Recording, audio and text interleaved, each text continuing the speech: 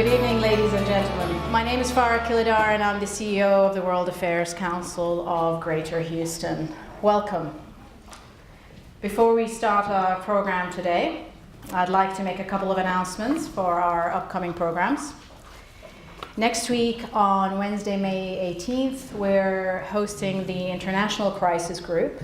Some of you will recall we hosted them last year. They will be discussing their latest report titled, and I love the title, Exploiting Disorder, Al-Qaeda and the Islamic State. Basically, they'll be focusing on the Sunni extremism arm of terrorism in the Middle East and how it's expanded over the Middle East and North Africa. On Thursday, May 26th, we will be hosting James Rosebush, who will be speaking on his new book, True Reagan, What Made Ronald Reagan Great and Why It Matters. A very pertinent book in light of our upcoming elections. For those of you who managed to attend our Faith and Extremism program with Rabbi Reuven and Imam Faisal, the otherwise known as the New York Mosque Imam, we had the pleasure of actually doing an interview with them for The Other Side, the second part of which will be airing this Saturday at 9 a.m. on Cube TV, which I believe is channel 57, if I'm not mistaken. Tahirih on to tonight's program.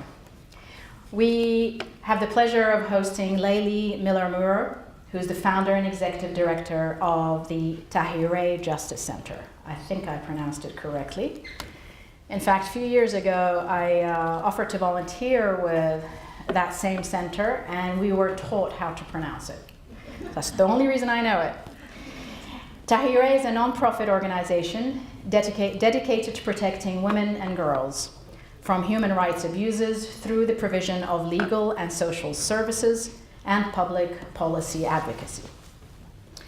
Since 2001, Layli has led the organization in its service to over 19,000 women and girls, growing it from a staff of 6 to about 50, and expanding its offices from the greater DC area into Houston and Baltimore, and I believe you are just about to open an office in San Francisco.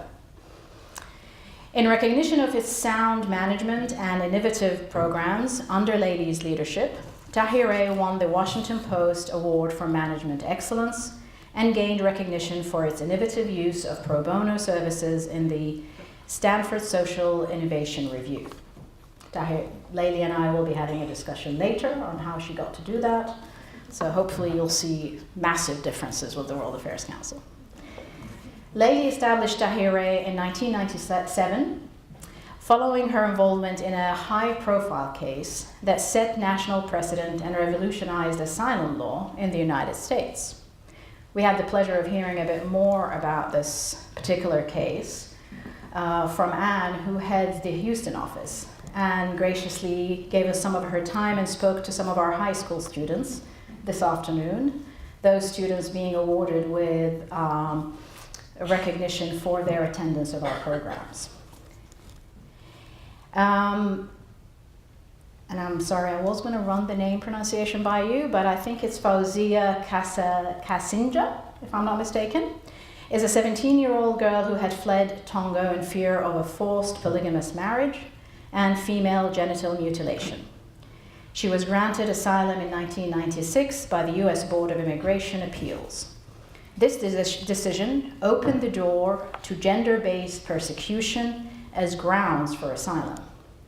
Using her portion of the proceeds from a book she and Ms. Kasinja co-authored about the whole experience and the trial, the book named Do They Hear You When You Cry, Layli established Tahirih. Prior to joining Tahirih as executive director, Layli was an attorney at the law firm of Arnold and Porter, where she practiced international litigation and maintained a substantial pro bono practice. Layli is a frequent lecturer and has appeared in numerous news outlets such as Fox News, CNN, NPR, New York Times, and The Washington Post. On a slightly more personal note, Layli is a mother of 3. I have no idea how she does it. And the youngest being a 4-year-old whom I believe has just broken her toe, and I will leave her to tell you about that. So please join me in welcoming Layli to the podium.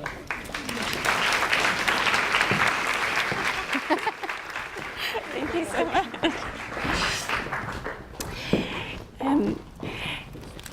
Yes, it's true.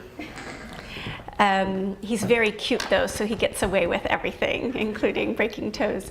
But apologies, because when I come to Houston, I am mindful of the beautiful shoes I often see, and I ask for your forgiveness for my flip-flops in light of my bandaged toe. It's an honor to be here. I have great respect for the World Affairs Council.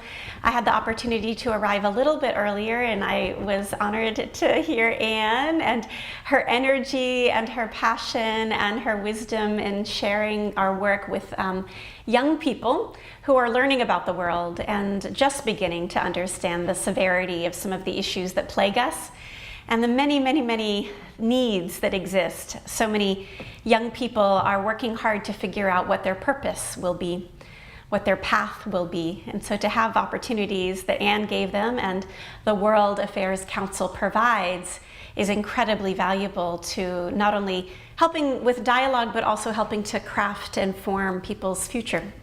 So I'm very happy to be here. I'm going to be speaking this evening about violence against women. And I will try not to depress you too much. You all are very well educated. You know, I think, what goes on among so many women throughout the world. I will talk a little bit, though, about what is happening. But what I really want to focus on is what's changing and what we can do about it. Because I think it's ultimately good news. There's progress that's being made, but there is a tremendous amount that has to be done. And there's a real role that all of us can play in making a difference. So you all, no doubt, are aware that violence against women is a global epidemic. And violence against women is really only the symptom. I think we like to talk about violence as an end, but in fact, it's only a symptom of the underlying ailment, which is the lack of equality of women and men. And the subjugation of women, or the degradation of women, or the expression of this inequality happens everywhere. It happens in all cultures, in all societies, in all religions. It maybe is expressed differently. The creativity has been endless in all of our cultures, in all of our faiths, but it is not unique to any one part of the world or any one community. I think that the whole world really is simply on a continuum of evolution with regard to the equality of women and men. Some of you, I'm sure, know that in the United States, honor was a complete defense to a man who killed his wife because he had found out that she had an affair, as recently as the 1950s. Domestic violence itself wasn't recognized as a crime and then wasn't enforced really until the early 80s, late 1970s. And so, you know, it's easy to look kind of over there at things that happen, but really we're all just on a continuum. And in the United States, even today, 1 out of every 5 women have been a victim of rape.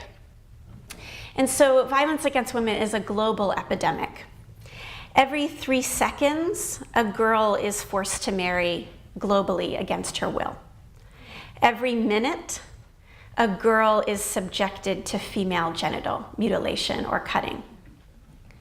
Every day, a woman is killed because she's perceived to be a dishonor to her family, and the only remedy to that dishonor is her death. And now, globally, 1 out of every 3 women are victims of domestic violence throughout the world. So this is an issue of staggering proportions, and it affects an entire half of the population. And so humanity is handicapped.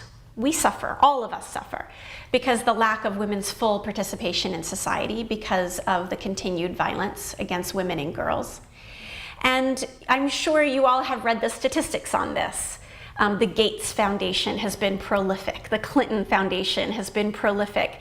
The World Health Organization, the World Bank, they have all issued report after report after report on how when women and girls are educated, the GDP of the whole country improves, the agricultural output of the community improves, the education of all children improve, how when women and girls receive health care, the health metrics of the whole community improves, the agricultural output again improves, the economic viability of the community improves.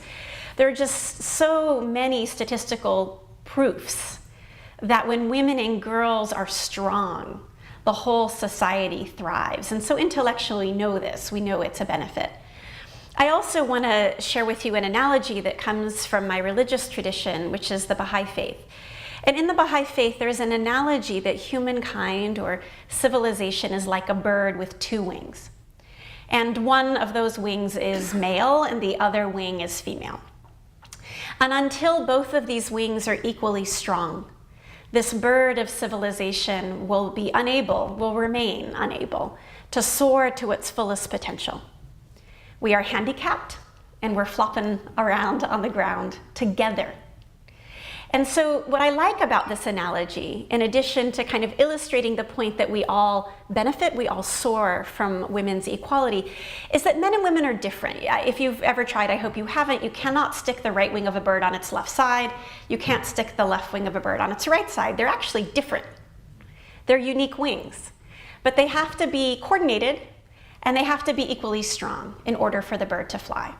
And similarly, when one wing is damaged, the other wing might feel very strong, but it is also hampered. It also suffered. And so I hope that this conversation tonight about violence against women is not perceived to be a woman's issue or a woman's problem. It's all of our problem. We are all suffering because of this lack of equality of women and men. And so we know it's a problem, and we know that we all benefit, and we know that we need to change it. But the real question is, so what do we do? And I think that the exciting news is that things are changing, that there is, in fact, a lot of progress being made with efforts to bring about the equality of women and men, women in particular, who have been subjected, their mother was subjected, their mother's mother was subjected to many forms of violence, different kinds of cultural practices, are saying no.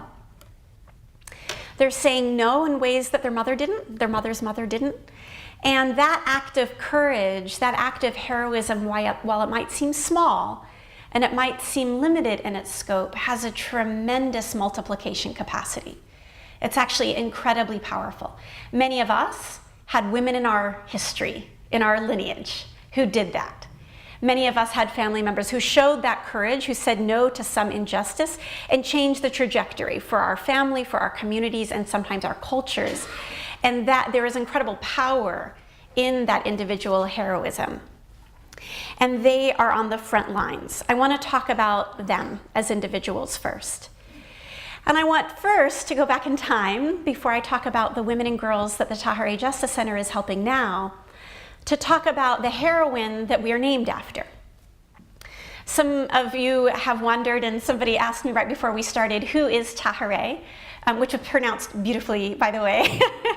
And for those of you who are wondering kind of how to pronounce that, just imagine saying hooray with a ta.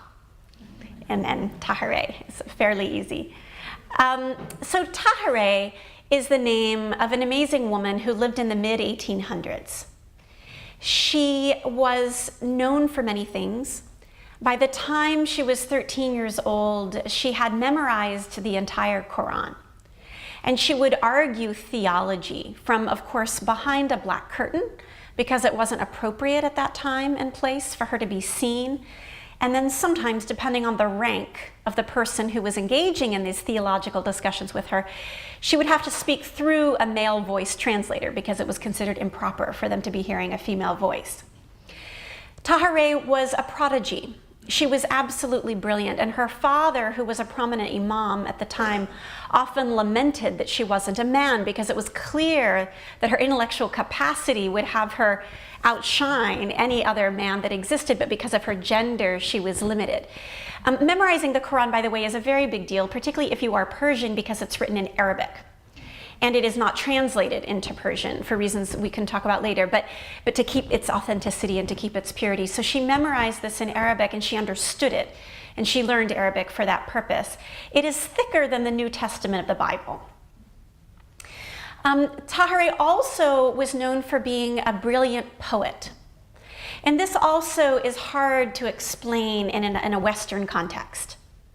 Poetry in the East, in Arabic as well as in Persian, is not only a literary feat with beautiful words and rhythmic qualities, but it's also a mathematical feat.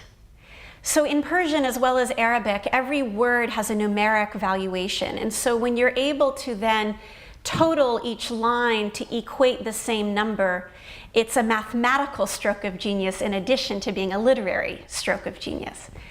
Also, poems in Persian were always, there's a very beautiful calligraphy, and they were always drawn. So when you look at a Persian poem, you see a work of art. So to be a poet meant you were an artist, a mathematician, and literarily brilliant. She also was known for being very beautiful.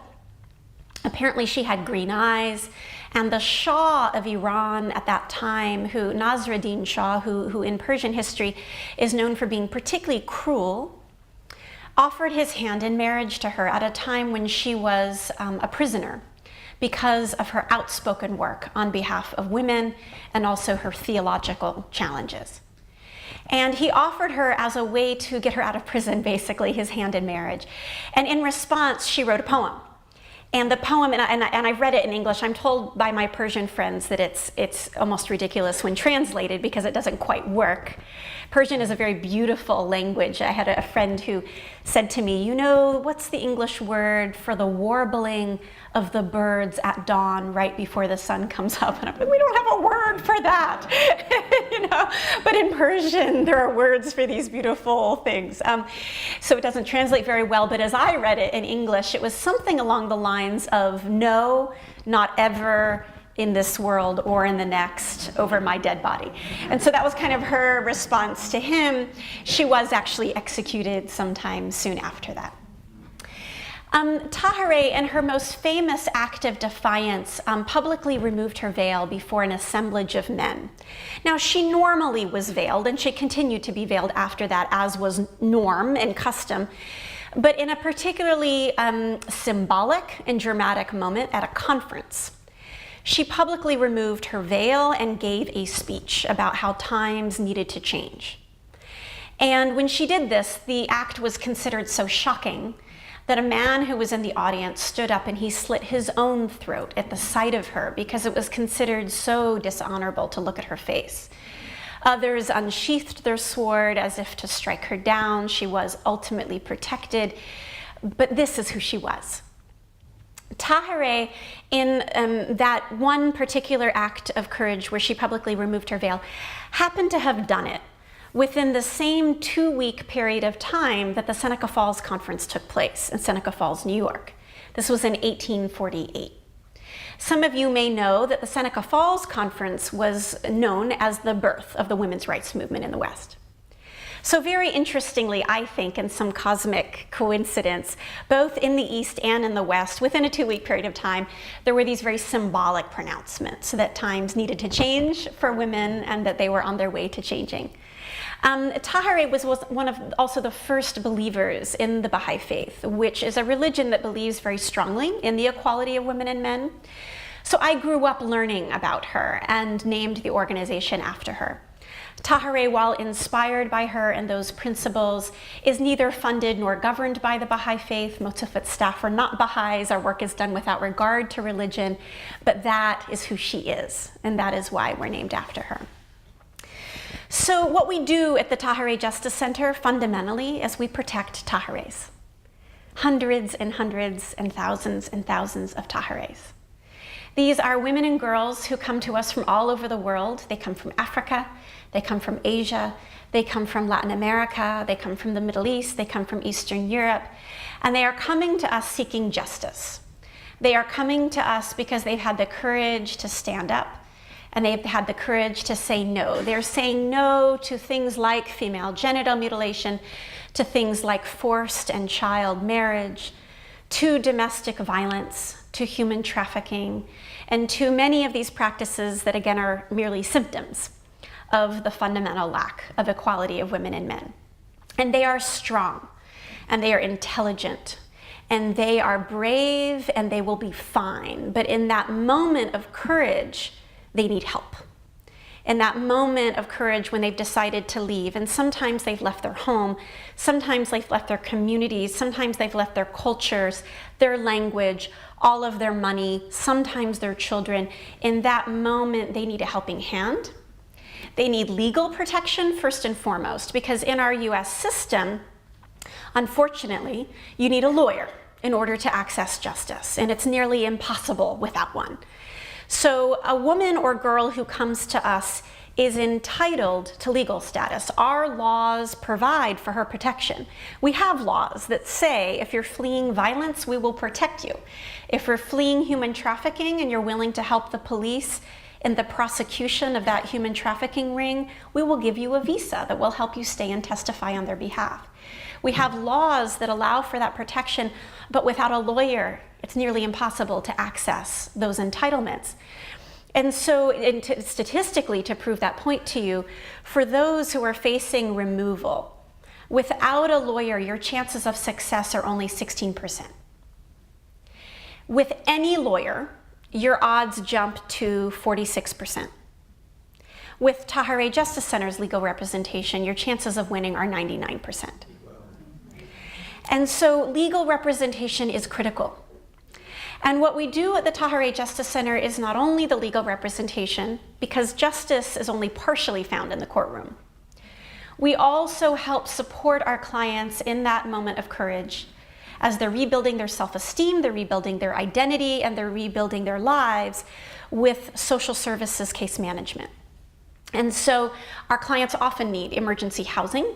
They often need help accessing English as a second language classes. Sometimes they need help transferring their university credits from other countries.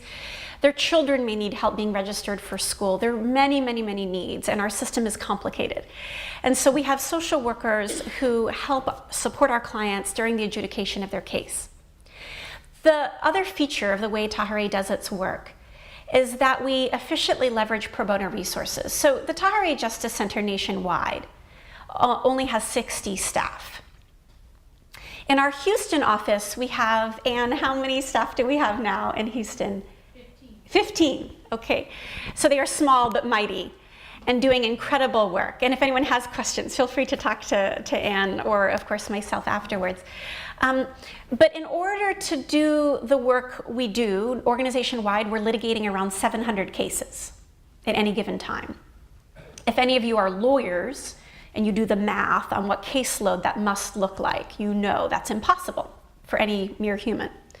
The way we're able to maximize our resources is by drawing on the goodwill and the open hearts of large law firms and lawyers all over the country who engage and help us on a pro bono basis. And I know that it's hard to believe that lawyers engage in good sometimes, or are willing to donate for free their legal services or time. But trust me, as a former corporate lawyer, I can attest to the fact that every lawyer went to law school because they cared about justice. No matter what they're doing now, whether it's mergers and acquisitions or tax law, energy and oil law, whatever it may be, we all have the bug for justice. And to do this work feeds the soul. It also happens to train their young associates. And so where in a law firm environment, it's very hard to get first chair experience on doing opening arguments, crosses, direct witness testimony, we can provide that experience. And so we have a network of over 1,900 pro bono lawyers from 412 law firms, as well as in-house general counsel's offices, including Shell Oil, Hewlett-Packard, ExxonMobil, and a wide range of others, particularly here in Houston, who partner with us on our cases. And that leverage allows us to really maximize the number of women and girls we can serve, and it turns every dollar donated to Tahirih into 4 of impact. The math on that is that last year we brought in over 13 million in donated legal services, but our cash budget was about 5 million. So you can see the multiplication or the leverage possibilities there. So that is what the Tahirih Justice Center does. And the clients that we serve are Tahirihs in different forms. They are incredibly courageous and they're very inspiring. But what can we all do to promote the equality of women and men and to change the injustice that we see in the world? I would argue that there are really two different paths. There are two things that need to be happening in society at the same time in order to really change this fundamental underlying problem, the lack of equality of women and men. One path is very personal. It's individual. It deals with our behaviors, it deals with our assumptions, and it deals with our biases, with our cultures, our value systems, and it deals with having to do hard things like look at ourselves in the mirror. The other path deals with systems and laws and institutions in society. I'm a lawyer, so don't get me wrong, I love law, and I think institutions and legal processes are important. But we can have all the beautifully written laws on the books we want. If we have not achieved a transformation in people's hearts, then we won't really have true transformation. So law is important because we need things to be enforced. We need punitive measure when that's required. But I would hate to just focus on that because I think too often we easily focus on things that have checkboxes. When we pass legislation, for example, we can say we've done it and we check it off. When we win a case, we can check it off and say we did it. And these things are easily measurable. They're easier to get grants on. You can report on them. They're clean. They're neat. What's harder is to measure and to affect personal transformation. That's really hard stuff. And so I want to talk kind of separately about both of those things. With regard to personal transformation, this is a subject, of course, that there are many self-help books written about. I'm reading one right now that's very good. It's about habits. Some of you may have read it. It's kind of on the New York Times bestseller list on how to change habits, and I find it so fascinating how advertisers have figured out this psychological pattern around changing habits. I highly recommend the book. It's just called Habit, if you want to read it.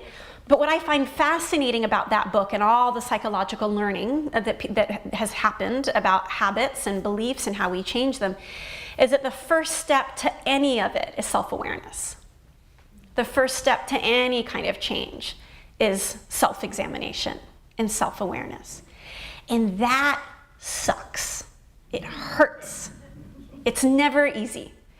You know, at the Tahirih Justice Center, we have an annual evaluation process, right? And it's a 360 process.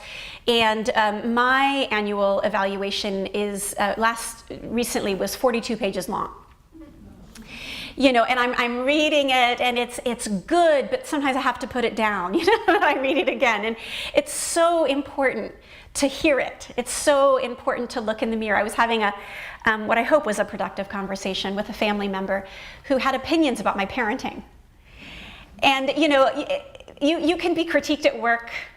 You can receive feedbacks, annual evaluations at work, but when your parenting is critiqued, when your mothering is critiqued, it's like a whole nother level of ability to hear or not ability to hear.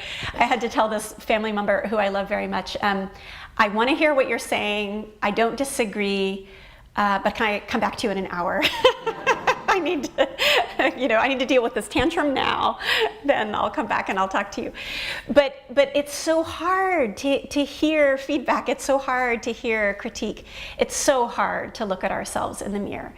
But if we're going to address the lack of equality of women and men, we all have to do it. None of us are immune. Women are not immune. Men are not immune. Americans are not immune. People from Africa are not immune. We all have to look at ourselves in the mirror and ask ourselves on a daily basis, what did we do today that was promoting equality of women and men? What might we have done even subconsciously without knowing that didn't help promote the equality of women and men? You know, I arrived a little bit early and I was hanging out outside, and as I often do, I got distracted on my Facebook feed, and there was some video about mansplaining. Have you all heard this term? Mansplaining. So there are lots of heads going up against. So for those who don't know, mansplaining is the term that is now used when men decide that they have to explain things to women that are otherwise very obvious that she really already knows. But in an act of effort to not be intimidating, she just nods and smiles and acts like, yes, this is completely new to me. Thank you so much for explaining it to me for the first time. And it's just a funny video because there are all of these examples, mostly from talking heads on CNN and Fox News and other things, of mansplaining happening in very dramatic ways. But there are little things that happen, whether it's interrupting and degrading what people are saying, to turning a blind eye to violence, turning a blind eye to outright sexism and outright things that are happening. A friend of mine called me the other day and said, I'm watching a friend who I see regularly refuse to look up. She's looking down every time I see her, and I notice that her husband will never let her be alone. He follows her into the hall, and the other day I began to notice that chunks of her hair were missing. Should I worry about that? I said, yeah, you should really worry about that.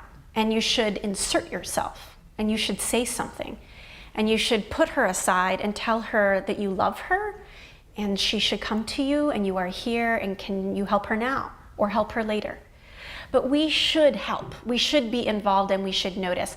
Particularly in American culture, we do have a habit of turning away. We have a habit of not wanting to look when something makes us uncomfortable. There are other cultures, frankly, that are more comfortable with kind of the notion of community and the notion of involvement. But in America, it's particularly hard. But there are many things we can do on a daily basis to look at ourselves and to create change. In addition to taking ourselves into account and self-examining ourselves, the golden rule is something I think that we should remind ourselves of every single day. It's a simple concept to treat others as we would want to be treated, but it is so easily forgotten when we're talking about people who don't look like us, or we're talking about people who are different from us. This, of course, can be gender, it can be race, it can be class, it can be many things. But often if we just stop and ask ourselves very fundamentally, would I be okay with the way I am talking to this other person if I was on the other end? The answer could be very clear to us, and it provides opportunity for personal transformation. Another mechanism that's used and talked about in this book around habits is to deliberately make ourselves uncomfortable. We have, I think, as a human tendency to want to be comfortable, to want to stay comfortable, to want to be around people who make life easy for us, to be around people who think like us, to be around people who will talk in ways we can easily understand. And it's not hard. We don't have to ask questions. We just get it because they know and we speak the same language. My weakness is I prefer to talk to people who talk fast. And I get very frustrated when talking to people who talk slowly. And I find myself kind of tapping on things, or I just interrupt them. And that's horrible. It's horrible.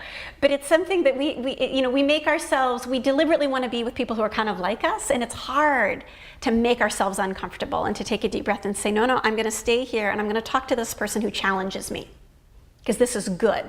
I don't normally talk to people with these views. I don't normally talk to people who have this very different experience, and this is good for me. And that's also another opportunity for change, to deliberately make ourselves uncomfortable.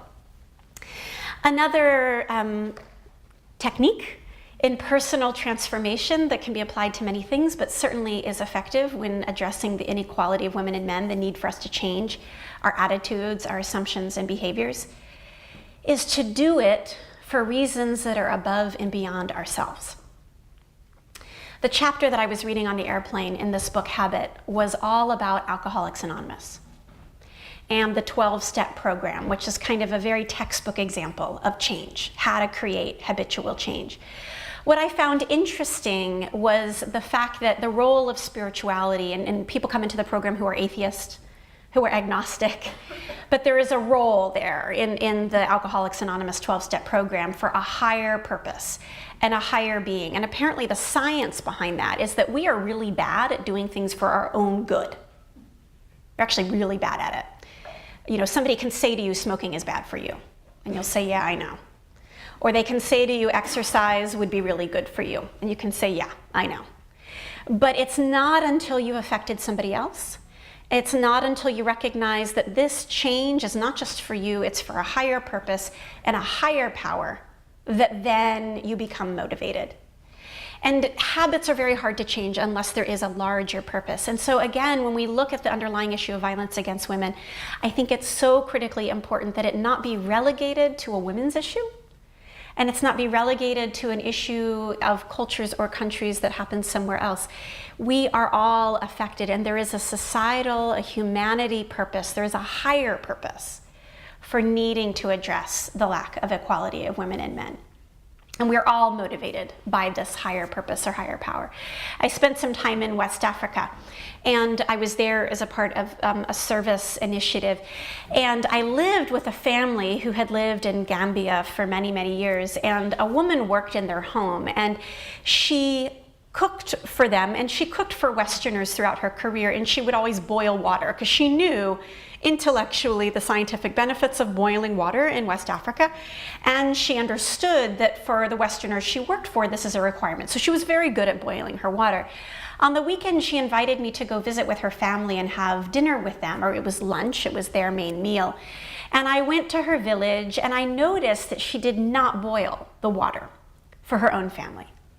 I also happened to know that of her 10 children, 3 had died from gastrointestinal ailments. I also observed her wash her hands and her feet 5 times a day. She washed her hands and her feet 5 times a day because she was bathing before praying.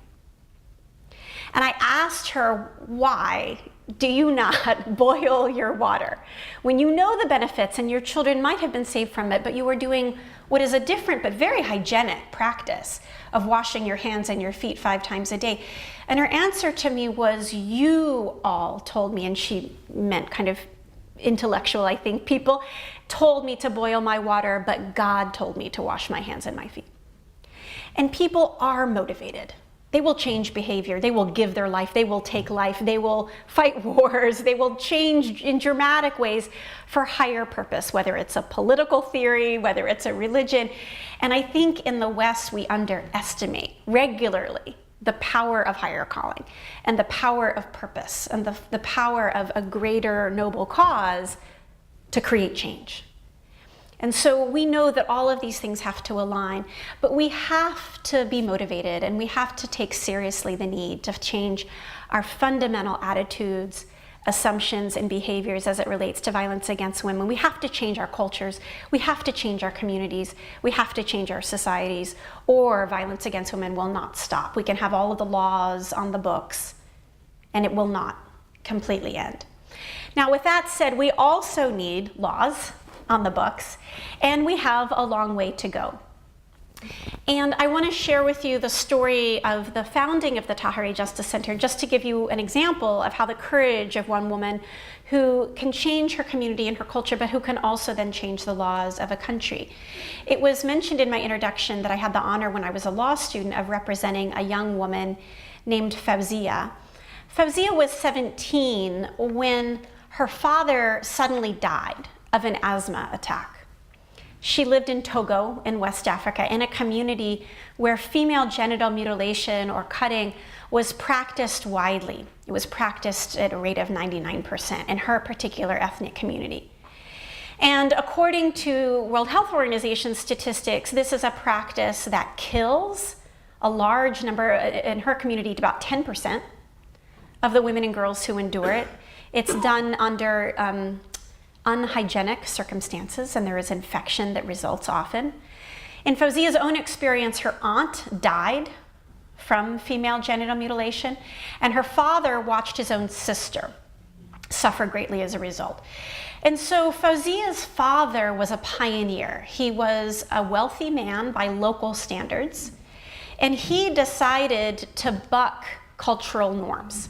And he decided to protect his 5 daughters from female genital mutilation. Now, this was at great cost to his family, and Fawzia described their ostracism as a result of her and all of her sisters not having been mutilated. It is a rite of passage. It's the ritual that happens that marks a girl's entrance from girlhood into womanhood.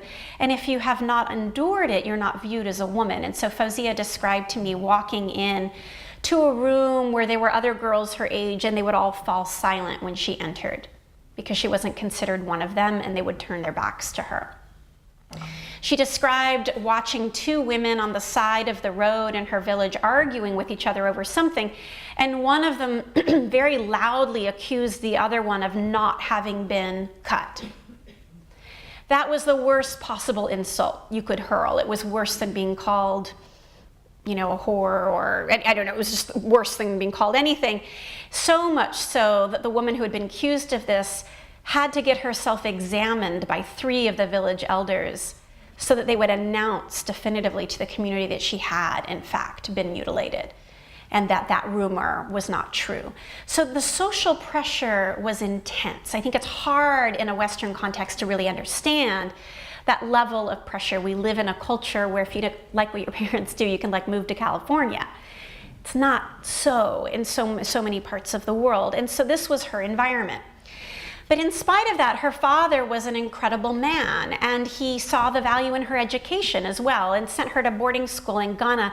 But when she was away, he died of an asthma attack. And when he died, her protection ended, and his family inherited all of his assets, including his minor unmarried children. And they removed her from school, and they arranged her to be married to a 45-year-old man who would be as his 4th wife. And as a condition of the union, she was to undergo the female genital cutting that she had avoided up until that point. And so Fawzia was actually married.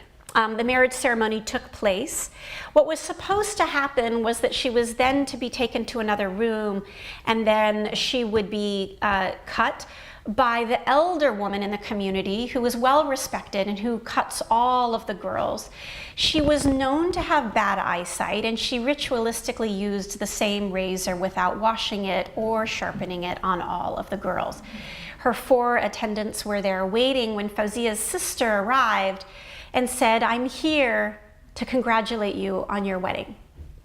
Fawzia's relatives, of course, had not been told about the wedding. They had been excluded from the wedding because it was known by his family that they wouldn't approve. But the sister heard what was going on. Her own mother had been banished to Benin, which is where she was from, and had no voice in what was happening to her daughter.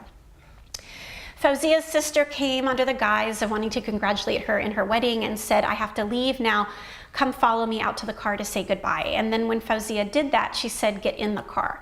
Fawzia did that. And then she proceeded to drive her 4 hours to Accra, Ghana, which was the nearest airport. And she put her on the first and only plane leaving that night, which happened to be going to Germany. So just to give you a sense, Fawzia had just been married. She was wearing a very beautiful dress and headdress. She had a gold necklace that was a gift from the wedding. Her hands and her feet were dyed in a decorative henna. She was wearing sandals, and she was now in Germany in the middle of December. She didn't speak German. She had no bags with her.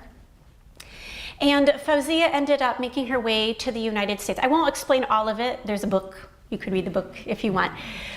But she, like many real refugees who are fleeing for their lives and seeking a place where they have family and they can rely on, came to the United States and purchased a passport on the black market in order to get out. But when she arrived at the Newark International Airport, she was honest, and she handed over this purchased passport, and she said, "This is not mine, but I am here seeking protection." She watched CNN, she had seen American movies, and she believed we were a place of the land of immigrants and a welcoming land, and she was surprised when the answer was, "What you're fleeing, female genital mutilation and forced marriage, is not a basis for legal protection here. You can either get back on the plane you came on, or you can go to prison." And as a 17-year-old, she couldn't believe that was true, but it was. And she spent the next 2 years, almost 2 years, languishing in maximum security prison facilities with American convicted felons and immigration detention facilities. And if she was shuttled between the two, if you asked her where she preferred, she'll tell you the maximum security prison facilities. The reason for that is that inmates of detention facilities, immigration detention facilities, have virtually no due process rights. And so when she was in immigration detention, for example, she did not see daylight once for 6 months. She was given an extra large pair of male stained underwear that she had to use a belt to keep on, 2 left sandals for her right and her left foot that she had to wear. She was often given food that was rotten. She developed bleeding ulcers as a result and was put in solitary confinement for things like trying to pray before dawn. On the other hand, when she was in maximum security prison with murderers and American convicted felons, she was given gender-appropriate clothing. She was entitled to an hour of exercise a day. There was a library that she had access to, and her bleeding ulcers for the first time were treated. So in our system, we treat American convicted felons better than we treat 17-year-olds who are fleeing other countries seeking asylum in the United States because of things like female genital mutilation. And this has only gotten worse. The detention process in Houston, you will be very familiar with the large detention facilities that are housing thousands and thousands of women and children who are seeking refuge from the South. But this is a practice that continues. So Fauzia was seeking asylum, and I had the honor of representing her as a law student, arguing her case before the immigration judge, and then taking it up on appeal, where it was heard by the highest immigration appellate court. The reason her case was so controversial was that our law didn't recognize what we now call gender-based persecution. So violence and persecution that happens because women are women in particular communities and cultures was not a viable basis for refugee status prior to her case, which was decided in 1996. And so Fauzia, by her act of courage, changed her life. She changed the law in the United States. But what she also did is she changed the practice. So something funny happened when her case was in the press. A Washington Post reporter, after her case was decided, after she won, they gave this reporter money to travel to her home village.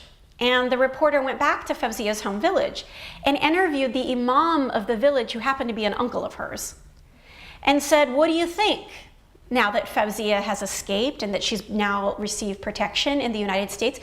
And he said, "Well, we've learned you have to cut them earlier." And so that's what we've learned. 2 weeks later, a New York Times reporter shows up in his village. Same kind of expose, let's look more deeply at this story that was in the press.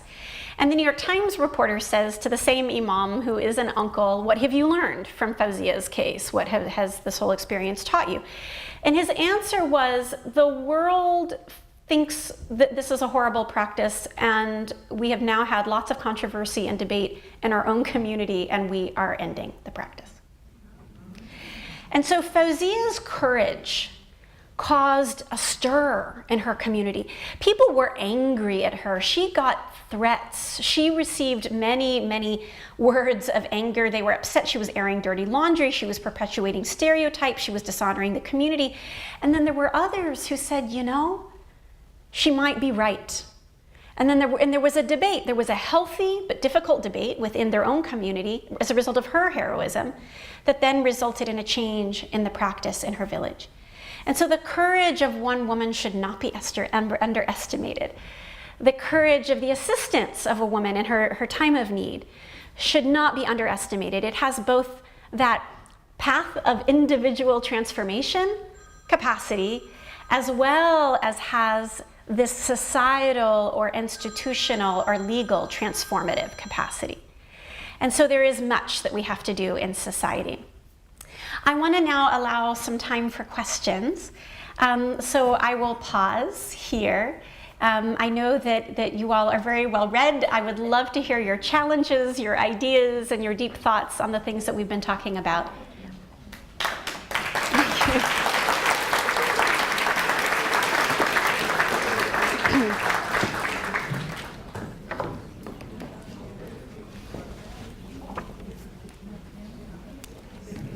Thank you very much, Layli. And please, you can write your questions on the blue cards. We've got a couple of them already. First one being, what happened to Fawzia's sister, the one who rescued her, and in fact, what's happened to Fawzia herself? So what happened to Fawzia's sister was very unfortunate. When she helped her sister escape and she tried to return to her husband, he refused to take her back. She had interfered with another man's property, and he found that to be offensive. They ended up getting divorced, and she still is a single mother as a result of trying to help her. Fawzia is doing very well. Fawzia ended up marrying a childhood sweetheart. She gave birth to triplets. They're now 14 years old, 3 boys. And she lives outside of New York City. And I went to visit her when the triplets were born. Within 2 weeks, her cousin with whom she lived gave birth to twins. And so there were 5 babies in this really, really small place. And I think some people are just destined to have dramatic lives, and Fawzia is one of them. So. On that note, is child marriage and forced marriage more of an issue in rural areas, or is it a problem that affects rural and urban areas equally? I think it is definitely, rural areas, it is more prominent. I think the guiding fact around child and forced marriage, and this is true, by the way, in the United States as well as abroad. Tahirih Justice Center did a study with the Urban Institute that found over 3,000 cases of forced marriage in the United States. We're currently partnering with the Clinton Initiative and Hogan Lovells to download the judicially approved child marriages state by state by state. We've downloaded now New York, New Jersey, Maryland, and Virginia, and we have found over 45,000 judicially approved child marriages in the United States. A 12-year-old who was pregnant married to a 45-year-old. This is where judges approve it, the parents give their consent. What we find, again, in the United States or abroad, is that the common denominator is insular community. That is where women don't have a lot of say in what happens to their body and their lives. And that when there is honor tied and reputation tied to what happens to her body and her life, that's the common denominator. You know, that's interesting you say that, and that makes me think of whole chunks of the world where that definition would apply. So it applies to the. I mean, look, I'm from Georgia, and I don't know. We had gunshot there's this phrase, right? Gunshot weddings. Think about it. Sounds a little forced to me. Anyway. So, how is violence against women divided among the regions of the world? How is violence against women divided in regions of the world? To answer this question, I would refer you to UN Women. Is the agency that's the definitive resource on statistics that relates to violence against women, because you can slice and dice those statistics in different ways. And they rank countries on things like female genital mutilation. You can get those statistics. On domestic violence and on rape, the United States is in the top 20 globally. But then on other issues like honor crimes, child marriage, female genital mutilation, there will be other countries who will be in the top 20. But I would refer you to UN Women. You can just Google it, and then they have lots of really good statistics on violence against women. That takes me to the next question. Can we find a better term than honor crimes or honor killings? Can we find a better term? I think yes and no.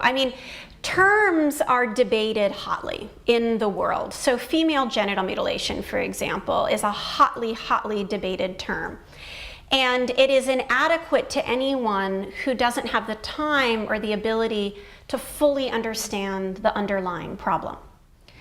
That's why I carefully say female genital mutilation / cutting, because there are important international bodies and ethnic communities that have decided female genital mutilation is the right term. And then there are other bodies that have decided that female genital cutting is the right term. The term honor crime is also being hotly debated. But so I don't really care, frankly. But I think what's important is that we understand what it actually is. That's what's important. And what it is a response, a violent response to the perception that she has done something to dishonor the family. It's a violent response to the perception that she has done something to dishonor the family. She's been maybe seen in public with a boy. Perhaps she had, in fact, a boyfriend. If she had premarital sex, if there was the perception of premarital sex, the crime that would then ensue that results in violence against her or death is commonly known as an honor crime. What's important is that we understand fundamentally what it is. And like I said, and frankly, I think some of the objection to many terms has to do with the perception of otherizing or continuing bias or prejudice about large swaths of people. And that is in part why I try to responsibly remind us all that these are not foreign concepts and that they exist in the United States. In our own law, they existed. The same kind of honor as a defense, which currently exists in Yemen and in Pakistan and is being challenged, that same thing existed in the United States as recently as the 1950s. So it is not a foreign concept. It is something that we all should respect and deeply understand. But terms can be very tricky on all of these practices, for example. And one would argue that actually honor killing is an accurate term, because a family's honor is really the onus of a family's honor is in the female. So however a female behaves is jeopardizing a family's honor. And in a lot of societies, that is the perception.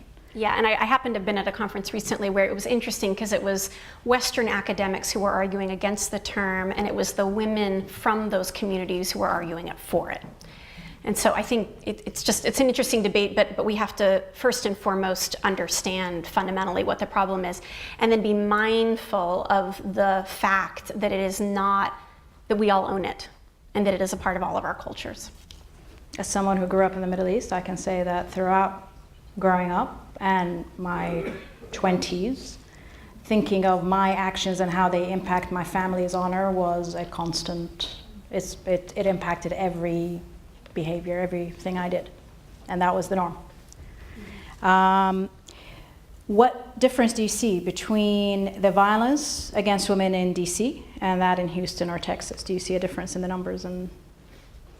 Well, I think Houston has a very unique problem given its proximity to the border with regard particularly to unaccompanied children who are coming from Central America, who are fleeing horrific war-like levels of violence that are perpetrated by the gangs, but they are the de facto governing entities of those countries. And so, the world reacted very strongly to seeing the Syrian crisis. And that was right, that was accurate.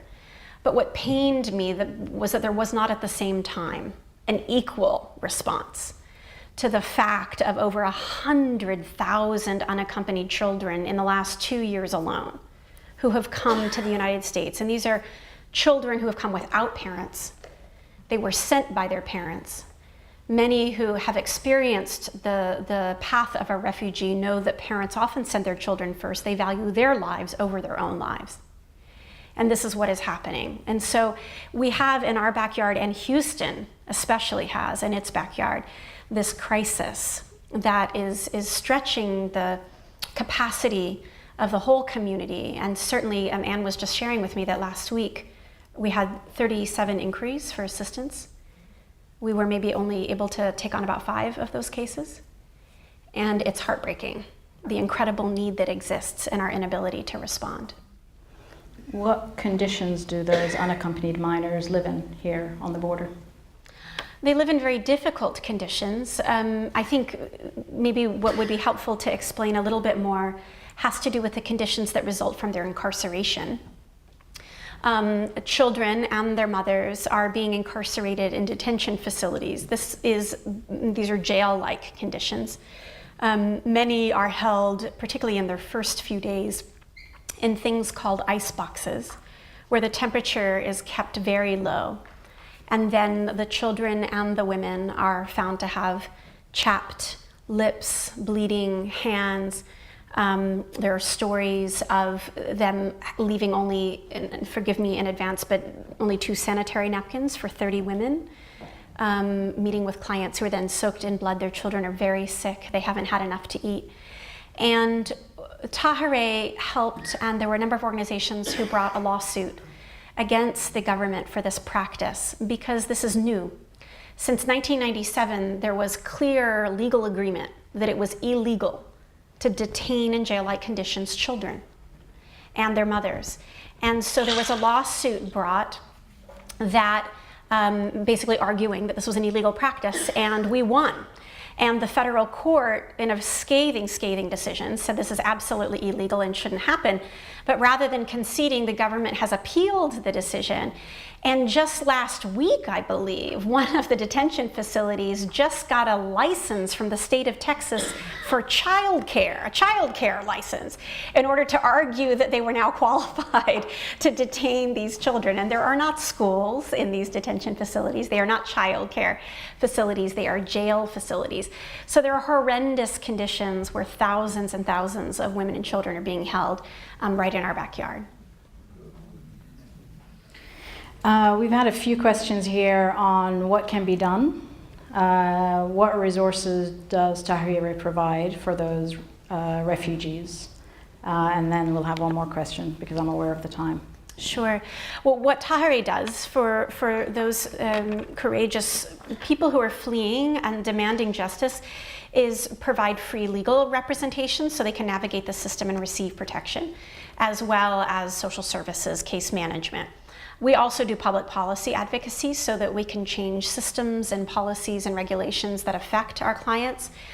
There are many ways to help. Anne would be a great person to try to corner after this to talk more about that. I wouldn't be doing my job if I didn't mention that donations were absolutely critical to continuing the work. It takes about $5,000 to save the life of a woman on an annual basis, which if you've hired a lawyer, you know is a really good deal for 200 hours of a large law firm attorney. It's a very good deal. That's our program today. It's a great deal, I think. On the last note, and I have to ask that question, us being the World Affairs Council, with you mentioned the migration crisis and fully understanding the frustration with what's going on the border. Do you think the United States government has a role to play, that it needs to do more or less, and if so, what? With regard to the migration crisis in Europe right now? Mm-hmm. Well, I mean, I do think so. I'm going to give a schizophrenic answer, basically, which is that, you may know statistically that the United States is not among the most generous recipient countries for refugees globally. I would love to see those numbers change. I would love to see the United States on a global scale become a more generous country in terms of the receipt of refugees, both for altruistic reasons, for international legal obligation reasons, but also selfishly, we benefit a tremendous amount. Some of the best brains in our country are the best and brightest who flee in times of war and are seeking safe haven. And it benefits us. It benefits us to have incredibly courageous, incredibly smart people come to our country. In terms of the crisis in Europe, while at the same time agreeing that it would be wonderful to do more, I also think that we need to look at our southern border. And we need, I think, unfortunately, and I've talked to many people who will say, oh, you mean the Mexicans? And I'm like, no, we don't understand the refugee crisis. The migration of Mexicans has decreased over the past 20 years in very dramatic steps. If you look at, they are not the largest community, but there's a stereotype. There's a very unfortunate stereotype where I think people just immediately think that that's what's happening. In fact, they are refugees who are fleeing war-level violence in Honduras, in Guatemala, in El Salvador, and that is the political reality, and that is here, that is at our doorstep, and that is an obligation, a heightened responsibility that we have, yes, to Europe, but also particularly in our backyard. But I think our own prejudices and our own stereotypes are sometimes getting in the way of seeing, in fact, the refugee crisis at our doorstep. Wonderful. Thank you very much, Layli. Thank you very much.